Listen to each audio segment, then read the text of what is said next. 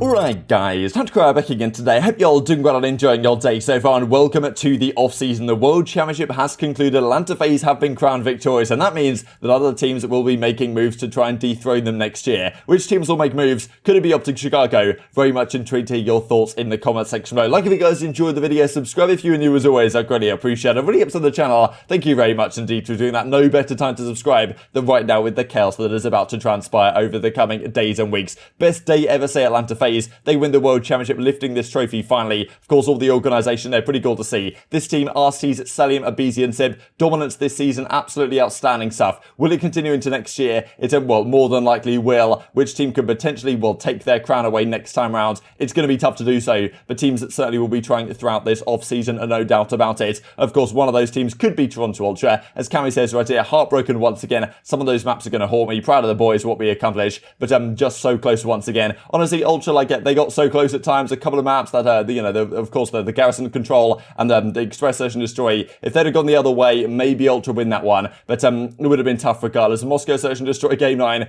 could have been, it's obviously a pretty good map for them, so who knows what could have happened in another parallel universe. They just fall short in the end. There are rumours coming out actually from Zuma last night on the flank saying that CleanX has not re-signed his contract yet on the Ultra, which the rest of the guys have. So maybe someone offers him a bag and he goes elsewhere, or maybe Ultra just, get their checkbook out and re-sign him to next team so they can keep the same squad for next season. You'd imagine the FaZe keep their same team, obviously. Toronto, you'd imagine they would. Every other team in the league that I'm pretty sure right now could potentially be up in the air. Some of them may stick, but we'll have to see. The consistency from this Ultra team there has been incredible. First at the Stage 2 Major when Insight first came into the team. Since then, third, second. That is remarkable. The most consistent team technically in the entire league since he joined the squad. And I'd like to see them stick for next year. Very fun team to root for, no doubt. And but of course, on the other side of things, you got Simp, right? Just so hard to beat. At 20 years old, the FaZe team is actually so young. aBeZy is 21, Cellium's 21, Arcitys is 23, and Simp's 20. So their average age is 21. And they already have so many rings combined between them now. Simp's already got 2 rings under his belt. Just ridiculous to see in terms of career earnings and stuff. He's almost topping the chart. Not topping the charts yet, but he's not far away. And he's only played Call of Duty at the competitive level for 3 years. So it's pretty nuts, guys. And we'll keep an eye on it going forward. I mean, the dominance in this team this season out of this world. First, second, first, with the exception of the Stage 5 Major, that top 8 finish. They made every single grand finals this entire season, making almost $2 million over the course of it. Not too shabby in terms of prize money. As what team can potentially get past these guys? It's this is a dominance approaching a level really of a complexity type team from way back in the Ghost days when they would win 13 out of 14 events. But of course nowadays it's more competitive. It's so much harder to do this nowadays. The fact that FaZe are even close to doing it is pretty impressive, no doubt. Wanted to mention peak viewership as well, because 240,000 viewers across all streams yesterday at a time. This was the main CDL stream. This was the Call of Duty co-stream that was going on. There were a few other co-streams going on as well here from Noah J, Courage, Vicstar and company. So pretty cool to see. I think if it was on Twitch, it could be even better than this, right? But still, 240k with the co-streams. Not bad. Definitely the way forwards. And especially with Optic, you can't really complain about viewership numbers like that, no doubt. But of course, that does spell the end of the Cold War season. As Merc says, do what the hell? Where do these last couple of years even go? It feels like things have gone past so quickly, probably in part due to the online era that we've had of Call of Duty, but now things that seem to be getting back to business. But of course, the season is over and Rostermania chaos is about to go down. What could potentially happen in this season? Because of course, look, we've got a couple of teams, FaZe and likely Ultra potentially, but who knows what happens there, that are going to stick. There's some other teams that might stick. You're looking at Dallas, you're looking at Optic, you're looking at maybe Minnesota Rokkr. Pretty much all other teams I think are going to make some sort of moves, and that of course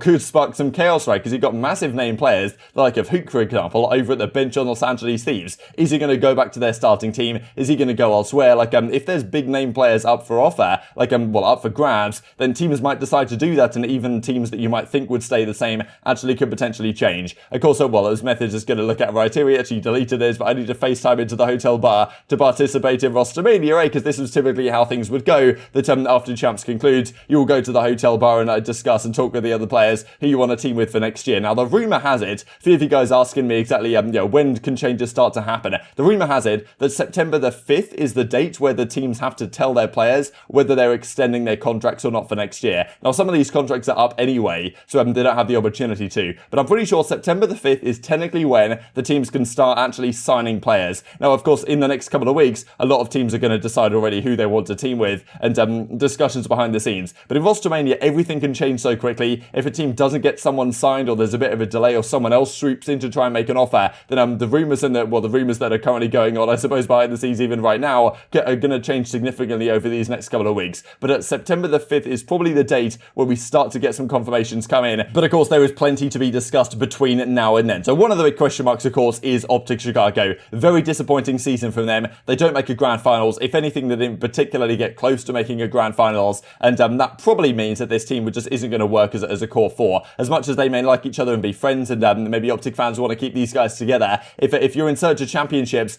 probably this team isn't going to deliver it. They, of course, had their chance this season. So who knows what they do going forwards. Of course, these were the placings, right? Optic come top 6 of the World Championship. That's joint lowest placing they had this entire year. Mostly they were in that, 6th, 4th, 3rd, pretty much ballpark the entire season. But yeah, it wasn't quite enough. They finished top 6 right here. And there was definitely some discussion on the flank a couple of days ago exactly what they should do. What roles are potentially up for change. Because yes, Scump, he's not going to go anywhere. Envoy's been billed as like the Prince, the next Scump in a sense. And I think as an SMG duo, they could work, but maybe in a slightly different system. I like to see them play more like Simp and aBeZy at times. And I kind of think that this team, in a sense, misses a guy like Crimsix. They miss that kind of like heavy-hand leadership type figure that knows how to win and get them over the line in that sense. Because it doesn't seem like they're maybe the most hard-working team. Doesn't seem like they're the most disciplined team. And despite all the talent in the world, that may have been the things that held them back this season. Is there a role that you could upgrade that potentially would level up the game in that sense? This is the end, man. Toronto holds the P5. This one's all over.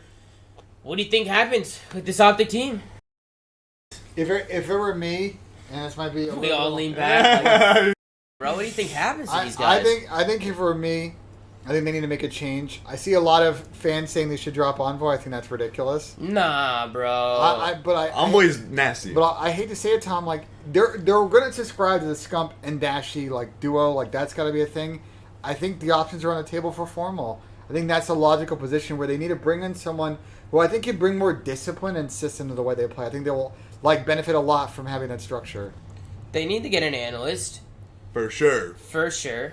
They definitely should get an analyst because I really, really think if they actually start paying attention to the analytics of their game, it'll help them. I think it'll help them a lot. And they need to change up the roster. People are saying like who? Well, two great examples. You got Clay, second run on Optic. Again, maybe he can bring a chip back from a team that's been a little bit on a drought. You say Clay's going Optic? I'm saying like theoretically. No. And Lamar tossed his name out earlier. I kind of poo-pooed it for a little bit, but now that I think about it, it's a good idea. What about Slasher and Optic? Optic Slasher, baby. If Slasher goes to Optic, they have to listen to Slasher. Yeah. I mean, they have to. I don't know what they need to do. The only thing I do know is that they need some structure, they need some organization, and I feel like they need like a stern hand. You know what I'm saying? They need something to get the boys rallied together, become more of a cohesive unit, have more structure, and have like, I don't know, some more depth to their gameplay. That's what I'm looking for them. So is that where you think they're going to do a change in the AR role? I don't know. Listen, this is the only reason why I think it comes down to the AR role. You're not getting rid of Bruce. You're definitely not getting rid of Scump. If you drop Envoy, you got to pick up another person who's going to do the dirty work because that's kind of how Envoy is good as yeah, that's what I'm saying. He's like the bro. Envoy's been the future of Optic. That's what everybody's been saying. He's the. They call him the Prince, bro. They call him not going nowhere. So that is the big question mark right now, I think, around Formal, right? Dashy obviously very talented. I think a pretty ridiculous stat is like the team, in terms of team KDs, Optic had like the second highest team KD of the season behind FaZe, but they obviously were nowhere near the second team, the second best team in the game. Probably shows teamwork and getting more kills than exactly playing for wins or whatever. I don't really know, but it's tough to say because they were kind of farming wins. You could argue against some of the lower tier squads, getting great KDs, but against the top teams didn't really work out too well for them. So it's kind of interesting regardless.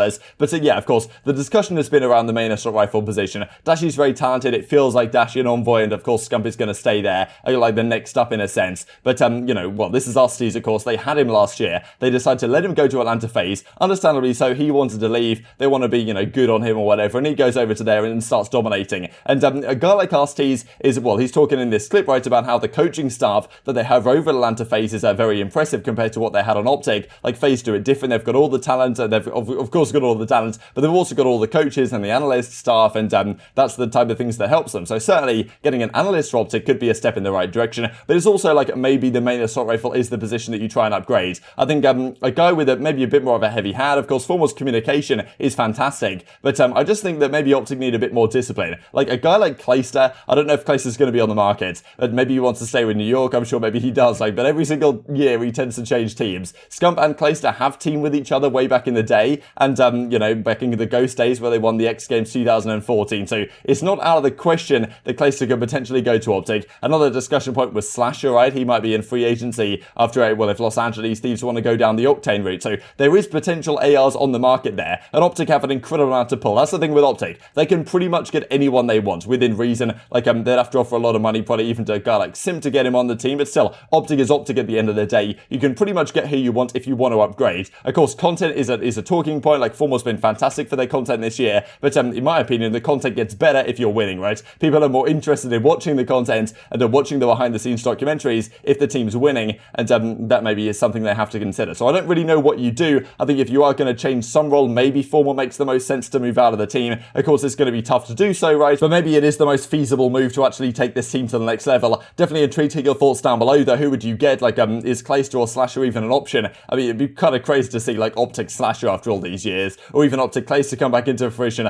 That would be absolute chaos. I don't really know if it's going to happen, and maybe they will keep the same team going into next year, but I don't think it's going to, heed too many rewards if they do go down that route, because I think, honestly, this team had their chance, right? They had their chance this entire season. They always talked about the mistakes they were making and taking things to the next level, and all they have to do is fix a few mistakes. But look, there were 6 events this year. None of them they made a grand finals in. They lost to Ultra 5 times since the start of stage 2. Just not good enough at the end of the day if you want to compete, if you want to be competing for championships. And let's face it, if Optic were the ones playing Atlanta FaZe in the grand finals right here, in the depth of map set that FaZe have, I don't really think they'd have stood too much of a chance at the end of the day. So I think changes probably have to happen. I don't think any more than a one-person change would be suitable. I think that certainly they want to build around these guys to some degree. They like to keep the same rosters over there, and understandably so. They stuck it out this season, and maybe that was a good idea. But going into next year, something probably has to give. And I thought this is actually very interesting, just to finish off the video here from aBeZy. So proud of my teammates and coaches. 3 out of 4 of them were actually ill after Major 5, and it seemed like they almost couldn't have made championship, right? Because we saw it was Arcitys the other day talking about he had it, but he then since recovered, and it seems like aBeZy had it as well. Maybe it was Cellium, maybe it was Simp the last guy. Who really knows? But they caught it somehow at the stage 5 major, despite how careful they were being, apparently. So they might not even have been able to play at the World Championship. It works out in the end for them,